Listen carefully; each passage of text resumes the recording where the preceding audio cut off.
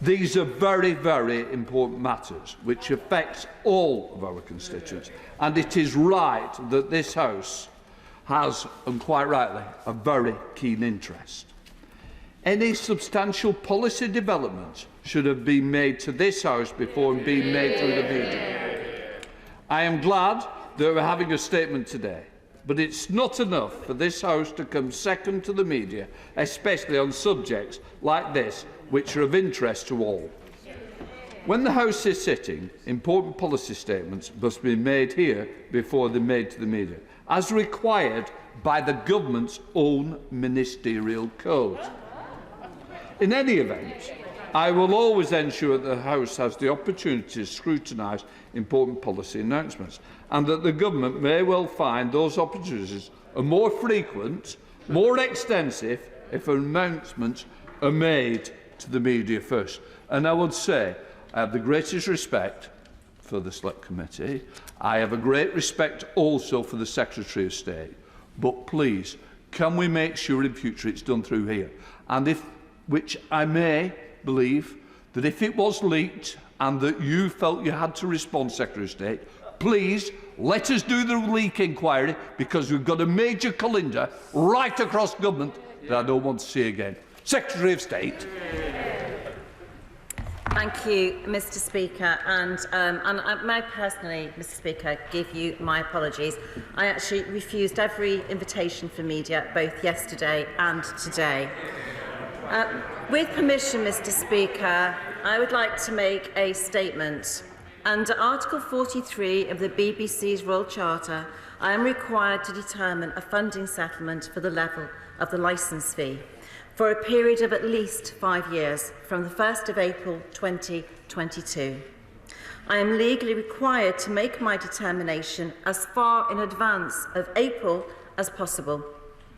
I'd also like to highlight that this year the licence fee settlement has featured S4C prominently for the first time, in line with the recommendation from the independent review of S4C completed in 2018.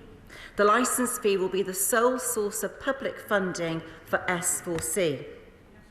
Negotiations back in November 2020, they began back in November 2020, and both I and my predecessor have met with the BBC on several occasions during this period to discuss the settlement. As part of those negotiations, the Charter requires that I assess both the BBC's commercial income and activities and the level of funding required so that the BBC can effectively fulfil its mission and public purposes.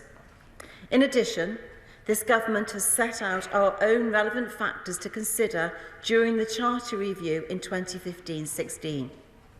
Evasion, commercial income, household growth and industry costs. Mr. Speaker, as the Prime Minister has said, the BBC is a great institution. It has a unique place in our current cultural heritage. And beyond our shores, the BBC broadcasts our values and identities all over the world, reaching hundreds of millions every day. Likewise, the Welsh broadcaster S4C plays a unique and critical role in promoting the Welsh language and in supporting our wider public service broadcasting landscape. However, Mr. Speaker, in reaching this settlement, I had to be realistic about the economic situation facing households up and down the country. The global cost of living is rising, and this government is committed to supporting families as much as possible during these difficult times.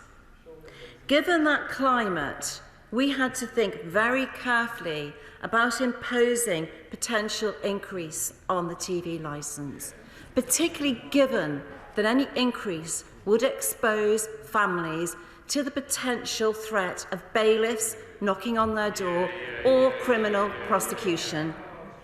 When it comes to monthly bills, this is one of the few direct levers that we have in our control as a government.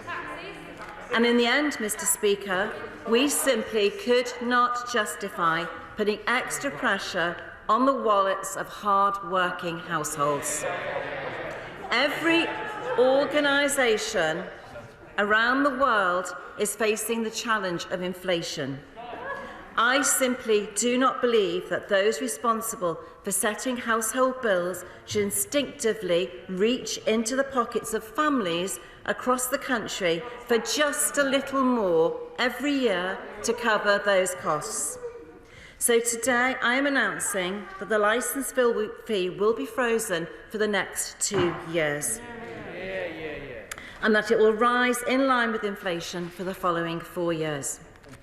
The BBC wanted the fee to rise to over £180 by the end of this settlement. Instead, it will remain fixed at £159 until April 2024. That's more money in the pockets of pensioners, in the pockets of families who are struggling to make ends meet.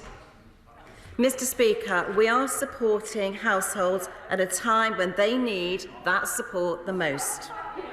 And this settlement sends an important message about keeping costs down while also giving the BBC what it needs to deliver on its remit. This approach to funding will be the same for the BBC and for S4C. However, I can also announce that S4C will receive an additional £7.5 million per annum in funding from 2022 to support the development of their digital offering. This is a 9% increase for S4C following 5 years of frozen funding. Mr. Speaker, we believe that this is a fair settlement for the BBC. It is a fair settlement for S4C, and most importantly, it's a fair settlement for licence fee payers across the United Kingdom. And let's not forget, the BBC will continue to receive billions in annual public funding, allowing it to deliver its mission and public purposes and to continue doing what it does best. And to support the BBC even further in what is a fast-changing broadcasting landscape, the government will more than double the borrowing limit of the BBC's commercial arm to £750 million. This will enable the BBC to access private finance as it pursues an ambitious commercial growth strategy, boosting investment in the creative economy across the UK. But as Tim Davies said in his first speech as Director General of the corporation, the BBC must be a simpler, leaner organisation that offers better value to licence fee payers, and we agree with this. Ultimately, the settlement strikes the right balance between protecting households and allowing broadcasters to deliver their vital public responsibilities, whilst also encouraging them to make further savings and efficiencies. Mr. Speaker, the licence fee settlement is only one step in our roadmap for reform of the BBC. In the last few months, I've made it clear that the BBC needs to address issues around impartiality and groupthink. Those problems were highlighted definitively by the recent Serota review, and the BBC's own leadership rightly recognised those findings in full and committed to deliver all of the review's recommendations in its 10-point action plan on impartiality and editorial standards. And I have had constructive discussions with the BBC about these issues in recent months. But the BBC now needs to put those words into action. It needs to convince the British public that those changes are in fact being made and to provide regular and transparent accounts of its progress. We will shortly begin the mid-term review of the BBC's charter, which will consider the overall governance and regulation of the BBC, and a key part of that review will look at whether the BBC's action plan on impartiality has in fact materially contributed to improving the internal governance of the organisation. But it's also time to look further into the future. Mr. Speaker, as any serious commentator will tell you, the broadcasting landscape has changed beyond all recognition over the past decade.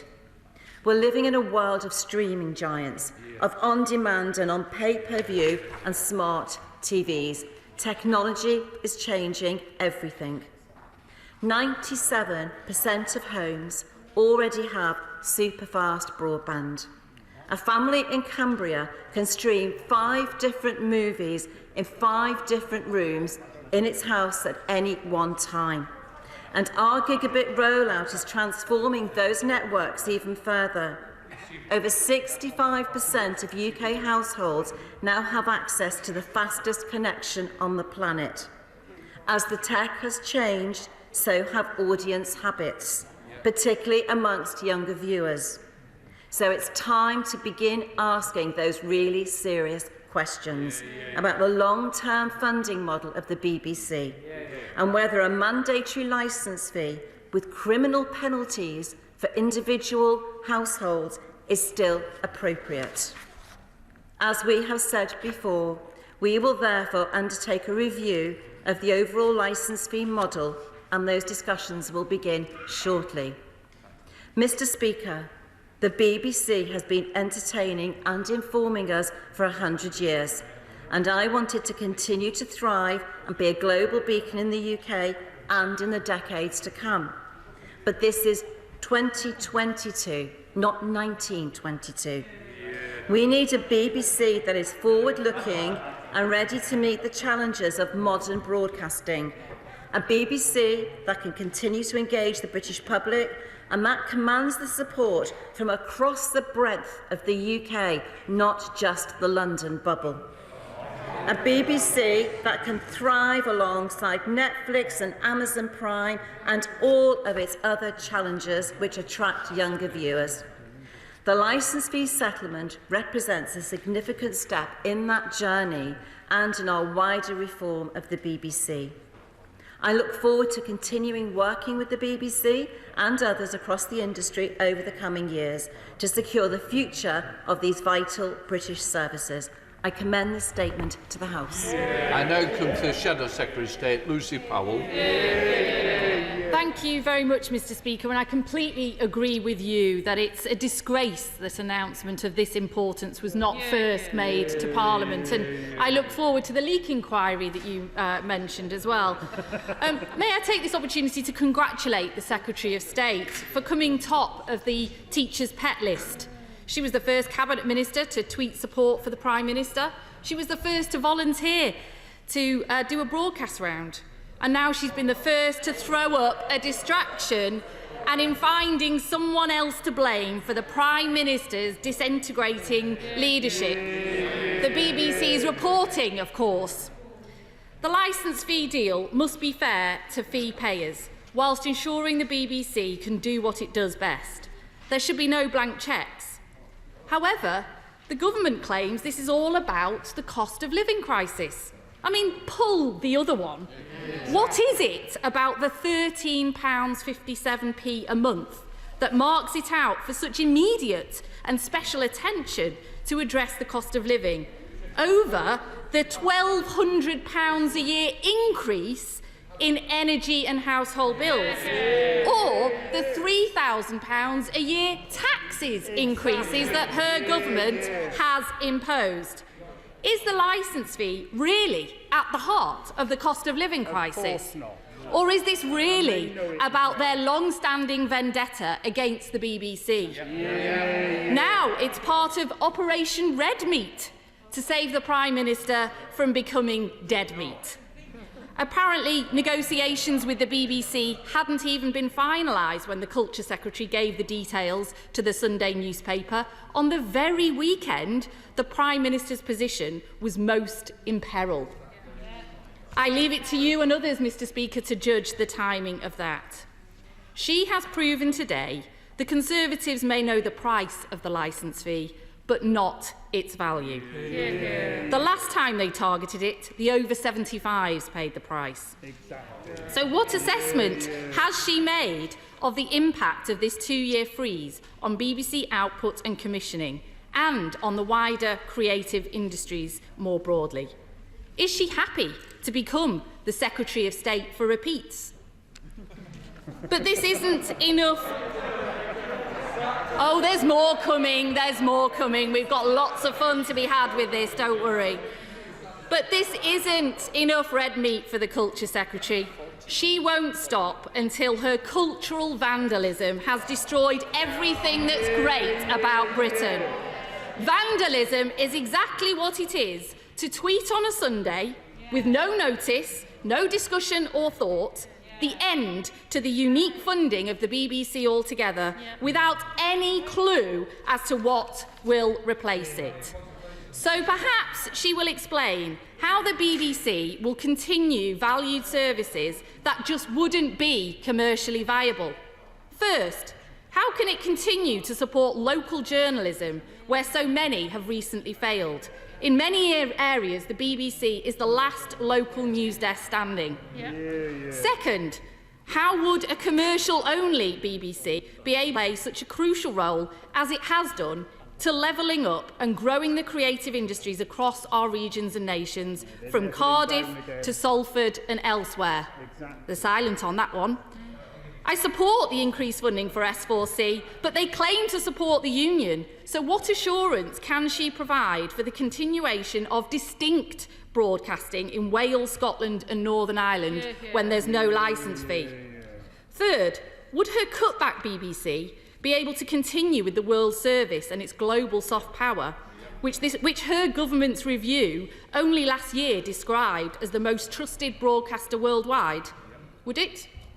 Finally, what would happen to BBC Learning, Bite Size and children's educational programming, which frankly did a much better job than the government did of getting high-quality education into children's homes during lockdown when they couldn't even provide an iPad? The impartiality of the BBC is crucial to trust in it. By explicitly linking the charter renewal to the BBC's editorial... Order. Quite rightly, I wanted to the Secretary of State in silence. I expect the same respect to be given to the Shadow Secretary of State. And those voices that I keep hearing, I know who's behind the mask, so let me reassure you that if you want to go out early, don't let me help you on your way. Lucy Powell. I actually know that the honourable member is a big fan of mine, but he's just trying to hide it behind his mask secretly. The impartiality of the BBC is crucial to trust in it. By explicitly linking the charter renewal to the BBC's editorial decisions, the government sounds more like a tin pot dictatorship than a healthy democracy. The BBC creates great quality British-produced programming, from royal weddings to Strictly Come Dancing to Great British Drama and championing of new music. It's at the cutting edge of harnessing the digital age. Of course it needs to change with the times and review its output and reach, but it is a well-loved, trusted British treasure. It is the envy of the world. But the government is in trouble, Mr Speaker. The Prime Minister is casting around for people to blame, and the Culture Secretary has stepped up to provide some red meat. Well, it won't work. This is not how the future of our jewel in the crown and the cornerstone of our world-leading creative industries should be determined. She will have a fight on her hands if she wants to destroy it. Thank you. Secretary of State. Thank you, Mr Speaker. I think there are about 30 questions in that statement, so I'll try just to address the top points. So, first of all, Mr Speaker, it is nobody's intention to destroy the BBC. In fact, I completely agree with the Honourable Lady, it is a beacon. But the BBC licence fee is not a small amount of money for families who are working hard across the UK, struggling to pay that bill or face bailiffs at their door or a court appearance in a magistrate's court. Who are we to say it is a small amount of money? That is a disgrace. It is a significant sum. It is also regressive. Whether you are getting by on a minimum wage or on a multi-million-pound presenter's salary, you fork out the same amount of money. That is not right. Only those who haven't faced hard choices on what they can or can't afford for their families on a weekly basis would claim that it was a small amount of money. And as a point of principle, we cannot add to that bill. at a time when every family is facing pressure on their wallets. So would the Honourable Lady like to indicate from a sedentary position, does she support freezing the licence fee for 2 years and helping those hard-pressed families? Does she support it? Is that a no? She's shaking her head. So the Honourable Lady does not support freezing the licence fee to help those hard-pressed families who need every bit of help in the face of rising global energy costs and rising pressures on inflation. The Honourable Lady has declined to help those hard-working families. And, Mr. Speaker, what we are saying is that moving forward, we need to decide and discuss and debate. So bring it on, everybody in this House. Let's discuss what a BBC in 2027 will look like. It is not a policy. We're announcing a debate and a discussion. Let's all get involved positively. Father of the House, Sir Peter Bottomley. Can I say to my right honourable friend that I'm not impressed by either the process or the proposal, and I don't think it necessarily leads to progress either. I'd be grateful to know whether there's an assessment of alternatives when they were put to Cabinet subcommittees, when the Cabinet considered this proposal, and why it is that this is the one thing where a government minister will claim that you can't have any kind of increase because of people being short of money. Other things that government run are linked to RPI or CPI. It seems to me that it would be better to have a discussion in this House as to whether we should have a moderated increase during the remaining years of this charter, and also that if she didn't say this is the last time there's going to be a charter with a subscription, could you please put the options in front of this House so that people like me who say if the choice is between the United States or the state, public broadcasting for the BBC and Channel 4 is better, in my view, than having everything go to some of the big media people around the world who won't maintain the kind of BBC which we've had for the last 100 years. So, Mr. Speaker, the decision as to what the future funding model looks like is for discussion. It's not. It isn't even. Some of us may not even be here by the time 2028 arrives, but it is up for discussion, and that's what we need to decide moving forward. And I have the greatest respect for the Father of the House. He knows that. I've known him for 20 years. But I honestly cannot agree with the point that the BBC can just year after year after year continue to ask for more money from the British public. I just do not agree with that premise. I'm afraid that the BBC do not be under any illusion. They are going to continue to receive billions of pounds, even under this settlement, £23 billion over the course of this charter to 2027 of public money. We cannot justify, in the face of rising inflationary pressures, increasing global energy prices, we cannot go to the British public and say, pay more, and if you don't, a bailiff will be on your door. Spokesperson John Nicholson. Thank you very much indeed, Mr. Speaker, and thanks also to the Secretary of State for advance copy of the statement. Not that we needed an advance copy, Mr. Speaker. The Secretary of State shared her thoughts with Twitter, plus ça change. Now, we all know the timing is to distract from the Prime Minister. The Secretary of State claims that this move will protect pensioners from court cases.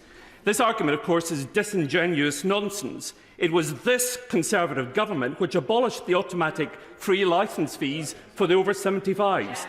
If pensioners are struggling with the current BBC fee rate of 43 pence a day, imagine how they'll cope with the cost of a Netflix Sky subscription model. Everybody knows it, less programming at a greater cost. Now, the Secretary of State has spoken about exploring the options for the BBC, but in reality, I suspect her mind is well made up. She let this slip in the Select Committee when she said to me, and I quote, "How do I even know if the BBC is going to be going in 10 years' time?" Some custodian of public service broadcasting. The hostility towards the BBC and its future does not stem from a desire to protect pensioners, but rather from a visceral loathing of the Prime Minister's critics. Now, the Tory right hates the BBC almost as much as it hates Channel 4. That's why the Culture Secretary, a doting Prime Ministerial loyalist, is so determined to destroy both. She doesn't want to see Krishnan Gurumurthy, lead presenter of Channel 4 News, or Nick Robinson, a former chair of the Young Conservatives, no less, and now lead presenter on the Today programme, pin the Prime Minister or his slippery apologist down. Mr. Speaker, she knows, does she not, that the Tory right wants the broadcast media to be as sycophantic as most of the print press, offering fawning adulation to their leader. If the BBC is felled and Channel 4 privatised, free speech will be the victim, and we know, don't we, Mr. Speaker, that the result will be yet more obsequious, unquestioning news. Mr. Speaker, I have no idea how anyone could make the leap from let's have a debate and a discussion in this House to how the future funding looks to privatisation. It's just, I have no further comment. We now come to the Chair of the Select Committee, Julian Knight. Mr. Speaker, speaking strictly personally, I welcome the freeze and the overt commitment to wean the BBC off the licence fee. As Lord Grey said on the Today programme this morning, nearly £160 is nothing to Gary Lineker, but it's a lot to our constituents.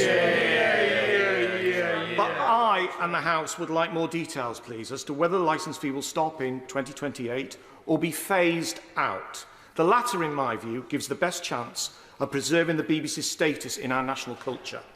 And how is moving to alternative funding models going to work, given, first of all, the paucity of broadband coverage, old technology like Freeview being embedded in the system, and whether central government funding, which has been muted, could stand up legally and also measure the key issue of impartiality?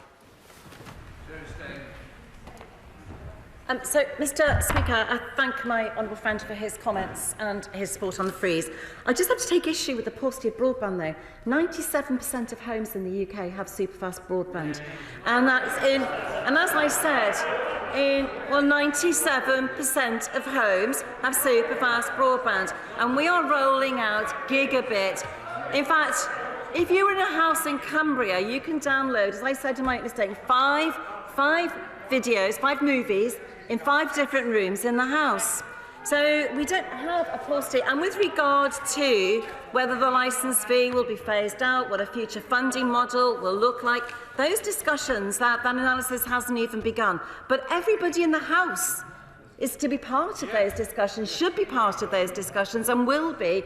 And I imagine that the DCMS Select Committee will be doing some very important work on this moving forward in terms of establishing a future funding model. And it is work that will continue in the future.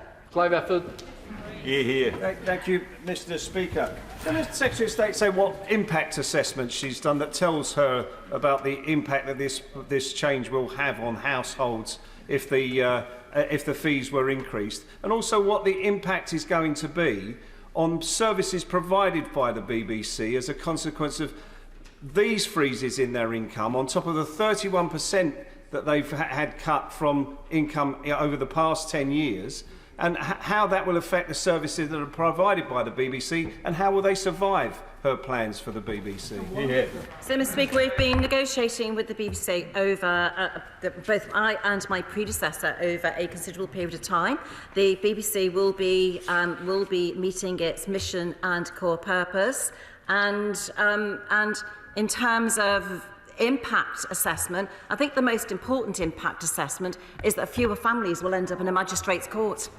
Demi Green.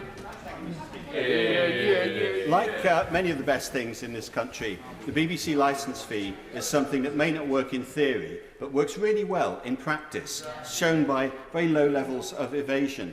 There are, of course, many alternative ways of funding it, but as the Select Committee that my right honourable friend referred to concluded last year, the government either needs to come out with a strong alternative to the licence fee that it can put to Parliament, or strongly support the current model for at least the next charter period, 2028 to 2038. Does she have that alternative on offer?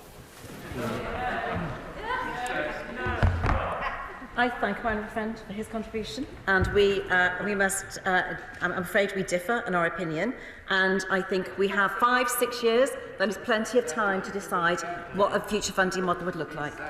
Lloyd Russell Moyle. Thank you, Mr. Speaker. We abolished the radio licence fee in 1979 and moved to a TV licence fee. So I myself am not against moving towards an internet licence fee or something like this. But we need to know the details, the thresholds, the amount of money that will be raised from those things. Does the Secretary of State accept that her announcement that this would be the last licence fee, without going through the consultation first, was reckless? Mr. Speaker, as I've said, in 2027 or 28, when it starts, many of us may not even be here. We're talking 6 years away. I welcome my honourable friend's contribution. I look forward to him being part of the discussion and debate about what we do in the future. Brian. The State will know that the Select Committee report that my honourable friend from Ashford just referred to acknowledges its very first recommendation that government will need to act to ensure public service broadcasting remains sustainable in today's global media marketplace. So, in that sense, I'm really glad that we're having the debate, even if I am a little unclear as to where it came from this weekend.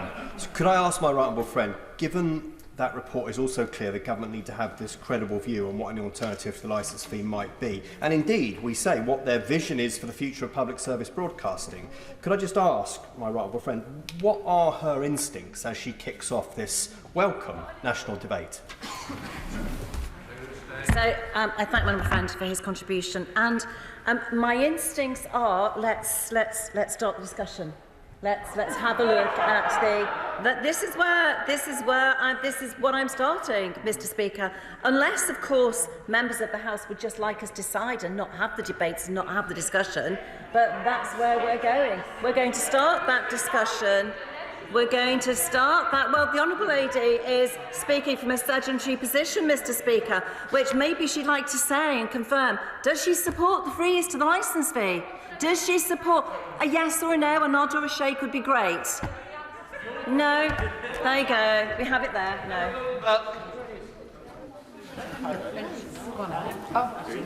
Sorry, Mr. Speaker. Thank you very much. Despite the removal of the free licence fee for over 75s being a result of her own party's actions, the Secretary of State's tweet yesterday indicated that her attack on the BBC was due to the over 75s being threatened with prison sentences and bailiffs knocking on their doors.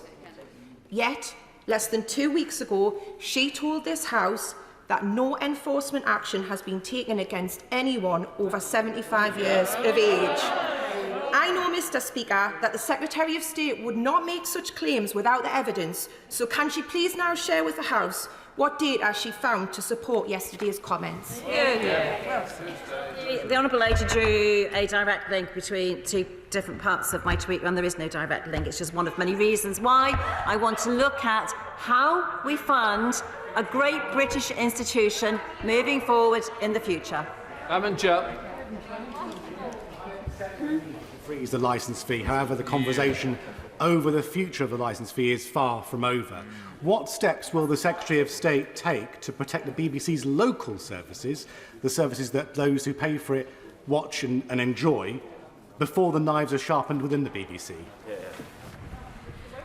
So the conversation hasn't actually started, and that's and my own friend makes local radio is a very important point. Someone made the point about local BBC news coverage.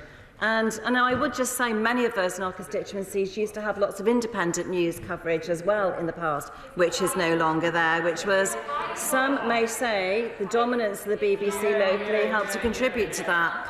But we haven't, and I would urge my honourable friend, he has some very important points to make and experience in local radio. I would urge him to be part of the discussion and to help us frame what it would look like moving forward.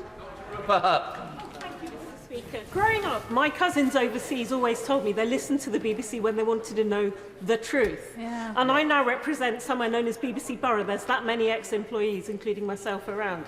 So could you tell all of us, where exactly was this in the Conservative manifesto? Because already people are seeing it as just a distraction for Partygate. And also, as someone who I remember seeing, I have fond memories of her in my constituency on reality TV on Channel 4. Does her trashing public service broadcasting apply to them too? Because that's a great Thatcherite innovation. Excellent question. I'm not going to conflate Channel 4 with the BBC. I'm here to talk about the settlement of the licence fee. But, the second part of the question got me, I can't remember the first part. But there was no, she made a really important point about the BBC World Service. And the BBC will be able to, with the billions of pounds and the billions of funding, £23 billion it's receiving, still be able to meet its core mission and purposes. Be right. Speaker, my right honourable friend must be right that the BBC can't stand still while the rest of the world moves along. But would she accept that when we think about the future funding of the BBC, we have to consider both the content that is marketable and which is going to be commercially successful, and the content that is not, but which will act as the beacon she describes, not just to this country, but to the rest of the world in quality broadcasting and news and current affairs content in particular. And isn't that kind of content likely to continue to need subsidy in any future funding model we design? So thank you for that contribution. He's absolutely right. One of the things we don't want is for all of our TV, which is streamed into the UK, to come from overseas.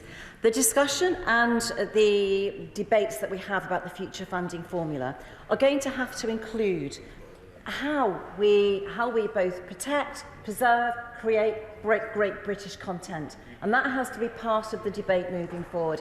How can I tell them about elements? No, I can't, because we haven't even begun the discussions yet. What modelling is there? There are a number of ways that I've been told already that we could look at funding the BBC moving forward. Well, it's not for me to decide. So we have to. It's not for me to decide until I have all the information and all the evidence.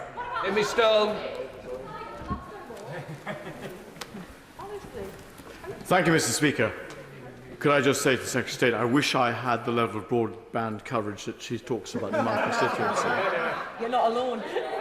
When I was a councillor, a member of the Highland Council, I had to be very careful of the BBC because their reporting of all I said and did was very thorough indeed. And that was good for local democracy. Can I also say to the benches opposite that the coverage of the Scottish Government has been very thorough, and in the time of the Scottish independence referendum in 2014, it was so thorough that it reduced the then First Minister to near apoplexy, members will recall. So, a slimmed-down BBC may not be able to deliver this sort of service that's good for local democracy and for Scottish democracy. Could I ask the Secretary of State how she intends to make sure that we do not lose out on that front? Well, democracy, particularly local democracy, is at the heart of a lot of what the BBC does. And that's why it will be an important element of conversations that we have moving forward, and an important contribution. And as I've said a number of times, the discussions, the debates which we will have in this place, the evidence that we will take moving forward, it hasn't begun. We're 6, 7 years away. That's the consultation that we will have here, the evidence that we will gather here, the debates and discussions that we will have, those discussions will start shortly. We're talking about a new funding model which will start in 2028. John Whittingdale. My right honourable friend will be aware that last year the number of TV licences purchased fell by 700,000, and that more and more young people are now saying that they don't need to watch the BBC because of the enormous amount of choice through the streaming services. Does she agree that even despite that increase in content, we will still need public service broadcasting in the BBC, and therefore it is right to have a debate about the future funding model, not to undermine the BBC, but to ensure that it can survive going forward? I thank my friend, and that was my response to my earlier question. How do we keep good content, great British content made in the UK? The BBC is a national institution. How do we maintain the BBC? The question is not, do we or don't we have a BBC? The question going forward is, how do we fund the BBC moving forward? I know my honourable friend has made some interventions of his own and ideas of his own. I look forward to him furthering those moving forward. Can I just say, many of us will find it nauseating that a minister comes here to talk about hard-pressed families when she supported a £20 cut in universal credit. But it's interesting that the minister wants to come to this, I'm sure, in terms of objectively the fullest information. So could we test how much she considered some of these factors, maybe in the style of the broadcast media? So could she tell us how much more money is generated per pound by the investment in the BBC? Is it £1, £2 or £3? She talks about the North. How much impact, economic impact, is actually beyond London of the BBC? Is it 10% or 20% or 50%? Maybe she could just demonstrate her knowledge, at least, of the impact of the BBC now. So, Mr Speaker, the specific figures across the UK I will write to my honourable friend. Thank you, Mr Speaker. 11 years ago, the then Director General of the BBC said the corporation would have to do fewer things better. The current Director General has set the organisation the challenge of prioritising how it spends its money and maximising its commercial revenues. Does the Secretary of State agree with me that reform is necessary for the BBC to thrive in the digital age, both in terms of how it works and how it's funded? Thank my honourable friend for his informed question. You know, we can't ignore the fact that our digital landscape is transforming rapidly and that we are advancing at a huge pace, and that has resulted in people changing the way they view their viewing habits, the way they view their content, and particularly the younger generation. That is why we would be dinosaurs if I stood here and said, I would be accused of being a dinosaur if I stood here and said, we just let it go on, we just let the BBC carry on as it is, and we just assume that into the future we will carry on with this licence fee model. And as my honourable friend has highlighted, 700,000 people, fewer, bought the licence fee. We have to do something now in order to sustain the BBC and to maintain the British beacon that we have in the BBC moving forward. We have to act now to ensure that the BBC remains the BBC and it's here for the future. Sammy Wilson. Speaker, can I welcome the fact that at long last we have a minister who is prepared to grasp this nettle and to tackle the BBC poll tax and also stop the enforcement of payments by people who are angered by the bias of the BBC, and also force that organisation to look at its own bloated expenditure, and especially given that broadcasting is now changing to allow people greater choice. I hope that despite the cries of outrage from the BBC bodies in this House shall not back down on these issues. I thank my honourable friend for his support, and I think it's just worth making the point that the BBC will continue to receive billions of pounds of funding, of public support and funding between now and 2027. Sir John Redwood. Will she decriminalise the licence fee to take the pressure off magistrates' courts? Shouldn't this be a household bill like others? So it's something that we are keeping under review, and I would say as part of the discussions moving forward, you know, a model for the BBC of a licence fee paid by individuals with the potential threat of bailiffs or criminal prosecution is just in today's age, really. Is that how we're going to continue moving forward? And it's an important question and one that will be part of the discussion. Green. The establishment of the BBC in Salford, neighbouring my constituency, has created many excellent jobs for my constituents and has been both an economic and a cultural driver of success in the North West. But that isn't what I wanted to ask the Secretary of State about. Can she say what guarantees she can give to the BBC's excellent, world-class, salaried orchestras, like the BBC Philharmonic, whose concerts I've had the great privilege to attend as their guest? So, Mr Speaker, The BBC, as I've said, will continue to receive billions of pounds worth of funding. It will continue to meet its mission and core purpose, but I can't dictate how the BBC spends its money or have any editorial control. It's up to the BBC how they decide that they spend their licence fee settlement. Alan Cairns. Thank you, Mr Speaker. I warmly welcome my right honourable friend's statement and to recognise the priority she has placed within it on Welsh language broadcasting and the importance that it has on the Welsh-speaking community in Wales. In supporting her statement and in helping the BBC achieve its objectives under the new settlement, will my right honourable friend call on the BBC to follow other public sector organisations, improve their transparency and to publish every invoice in excess of £500, just like every other organisation? Well, S4C plays a vital role in supporting the Welsh economy, culture and society. This funding will support S4C in reaching more Welsh language speakers, including younger audiences. And I'm very sure that S4C has just heard what he said, and I will certainly take his points back. Valerie Vaz. Thank you, Mr Speaker. Let's talk about value for money. Will the Secretary of State agree with me that 43 pence a day is value for money for BBC iPlayer, BBC Sounds, BBC World Service? It's billions of pounds. And I don't believe that if you asked any family who was receiving repeated letters or a bailiff knocking on the door or a request to appear at a magistrate's court would think that it was value for money because it's money they can't afford. The issues that working families and those who are hard-pressed in the situation that we have with rising inflationary pressures think it is difficult to pay £159 a year out of their income, which is why we're freezing that money for the next 2 years and not allowing it to rise. Thank you, Mr Speaker. I welcome my right honourable friend's statement because household bills are under pressure, and I think it is reasonable to freeze the fee for 2 years.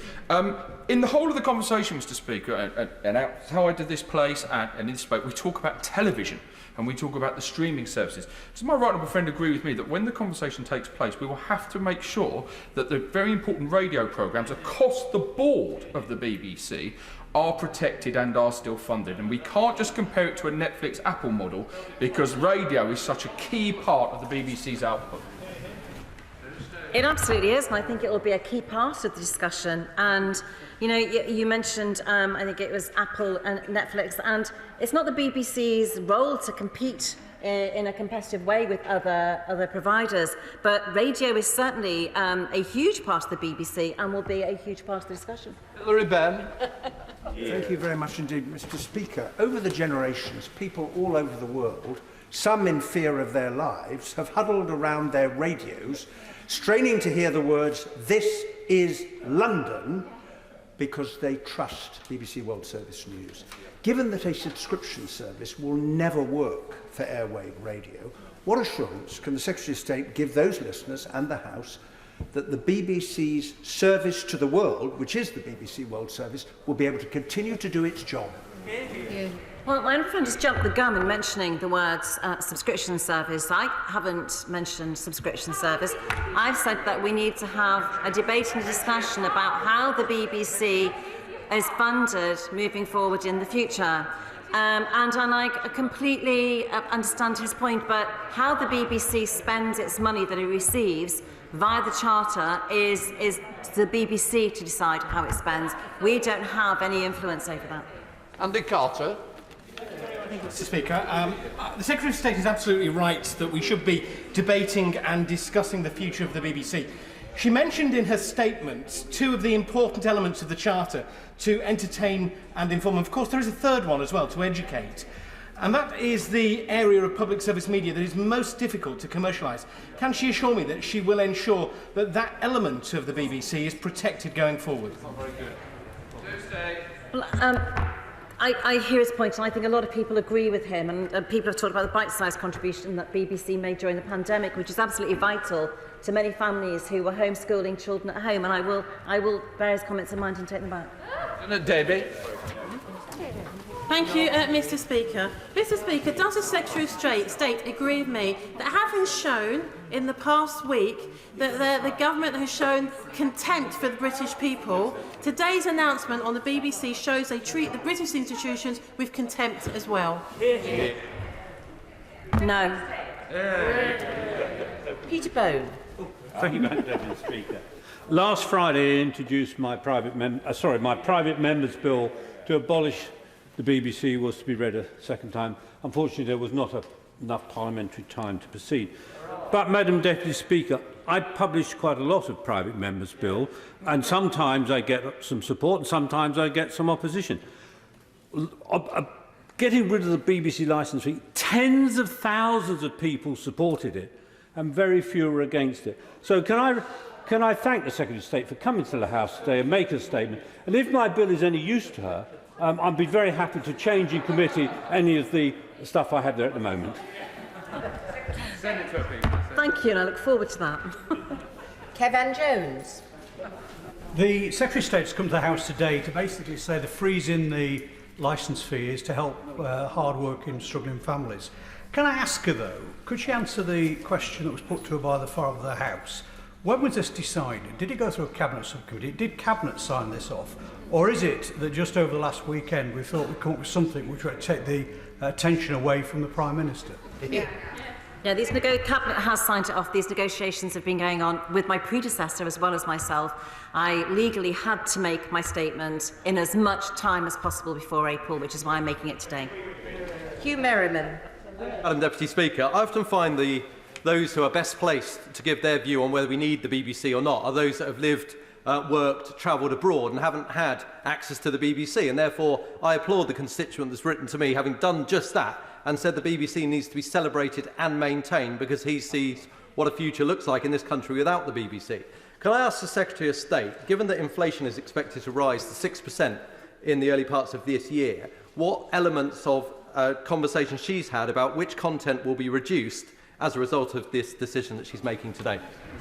So I thank my friend for his contribution. Can I just say that I ran a school in Africa for a year, and I understand the value of the BBC World Service because I was a listener of the BBC World Service for a whole 12 months. And therefore I, having lived in Africa and run a school in Africa for a year, also know the importance of the BBC. And it's why I've said all along this discussion is not about do we have a BBC or don't we? It's about how do we maintain a BBC moving forward in a rapidly changing, modernising landscape. How do we fund the BBC in that event? So that is what the discussion is about moving forward, not whether or not there is a BBC.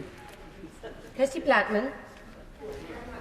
Madam Deputy Speaker, I'm no fan of the regressive licence fee, but the Secretary of State saying on Twitter that this will be the last licence fee announcement is discourteous to this House, it's discourteous to all of the many people that watch and listen to BBC, and it's discourteous to all of those who are employed by the BBC. How does she believe that the 50 BBC employees based in my constituency are currently feeling because of the announcement she made on Twitter over the course of the weekend?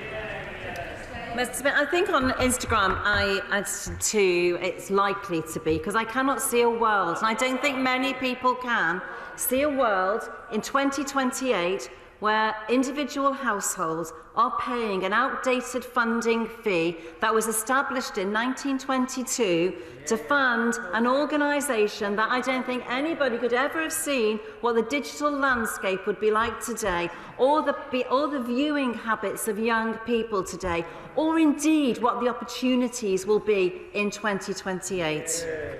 Matt Morman. Speaker, in some ways the BBC is the best of global Britain, but in a globalised media landscape we know that there are people prepared to pay for Netflix, for all those subscription services and for web services and for all the multitude of things the BBC offers. Isn't it daft that someone would suggest that she should stand up today and say even from 2028 to 2038 you have to pay for the whole lot whatever you want? Yes.